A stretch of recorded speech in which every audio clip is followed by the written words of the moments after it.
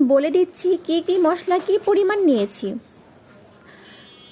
আমি এখানে নিয়েছি পোস্তদানা 1 টেবিল চামচ পরিমাণ, নিয়েছি 3টি কালো এলাচ, সাদা এলাচ নিয়েছি 10-12টি, কাবাব চিনি নিয়েছি 15 থেকে 20টি, মিষ্টি জিরা নিয়েছি 1 টেবিল চামচ পরিমাণ, শাহি জিরা নিয়েছি 1 টেবিল চামচ পরিমাণ, নিয়েছি 1টি জয়ফল, জয়ত্রী নিয়েছি 4 থেকে 5 টুকরার মতো, কাজু বাদাম নিয়েছি 10 থেকে 15টি, চীনা বাদাম নিয়েছি 15 থেকে 20টি, কালো গোলমরিচ নিয়েছি 15 থেকে 20টি, দারুচিনির টুকরা নিয়েছি 7 থেকে 8টি, কিশমিশ নিয়েছি 10 থেকে 12টি, শুকনো মরিচ নিয়েছি এখানে 6 থেকে 7টি হবে, লং নিয়েছি 10-12টি, স্টার অ্যানিস নিয়েছি 3টা, তারপর তেজপাতা নিয়েছি 4 থেকে 5টা।